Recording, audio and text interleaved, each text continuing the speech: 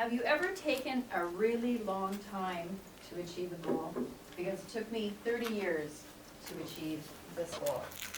Mr. Toastmaster, fellow Toastmasters, honored guests.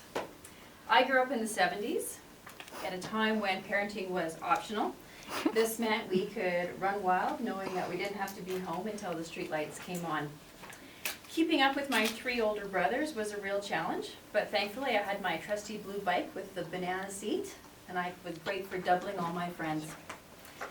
Summer or winter, we were outside all day long exploring the neighborhood fields and parks. Every single day it was an adventure. Things began to change as I got older. I remember my dad organized a backwoods canoe trip, but only my brothers were allowed to go. I had to stay home because I was a girl. This made absolutely no sense to me, but I still vividly remember them coming back from that trip. They were cold, wet, and hungry, but I was absolutely fascinated by their tales of daring do. And no matter how much I begged to go on these adventures, I was always denied. This made me very sad and put a big hole in my heart. In high school, I decided to create my own adventures. Unfortunately, with only a bus pass for transportation, my options were very limited. The most daring thing that we could do was attend house parties. And every weekend, my girlfriends would convince some guys to drive us to the first party.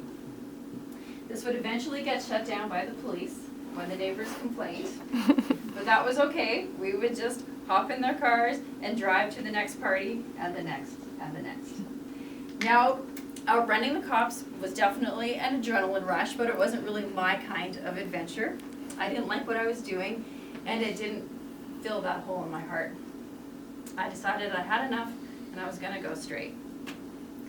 For the next 10 years, I completely ignored the call of adventure. I went to university and got straight A's. I worked corporate jobs at oil and gas companies. I even learned how to play golf. And I was pretty good at it. It was New Year's Eve, 1998, when my life changed. We were celebrating downtown at the Palliser Hotel. And as the clock struck midnight, I was feeling great, kissing my boyfriend, when all of a sudden I heard a voice in my head, clear as a bell. And it said, "Alison, this is the happiest you've been in the past 10 years, and it's not enough. It is not enough." I had been denying an essential part of myself. I not only wanted adventure in my life, but I needed it. I have always been fascinated by the Rocky Mountains. And growing up, I knew you were supposed to do something in them, but what that could possibly be, I had no idea. Now you have to remember, back in the day, there were no guidebooks, there were no clubs. Even trying to buy hiking boots was a real challenge. But thankfully, I met some hikers, and they took me out and they showed me the ropes.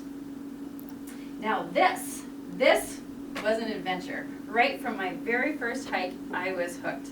And I love absolutely everything about the mountains. I love poring over the maps to find my next objective.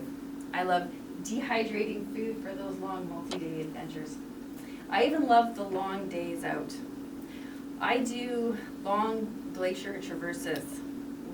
We're out for 8 hours a day, go sleep in a mountain hut, and get up and do it all again the next day.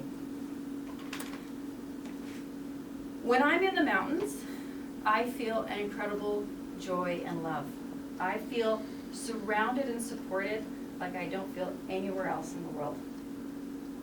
Sometimes when I'm on the trail, I just have to stop and let that feeling fill me up and fill my heart.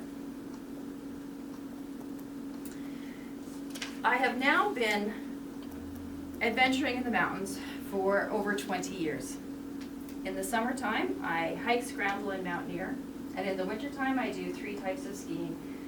I do cross-country, downhill, and backcountry skiing, which is basically climbing mountains on skis. Mm-hmm. I now devote my time to helping other people adventure safely in the mountains. I give presentations, I teach courses, and I even take people out on their very first hikes. I will always do adventure because this is who I am. Adventure is what I'm meant to do, and it fills my heart. Thank you. Woo!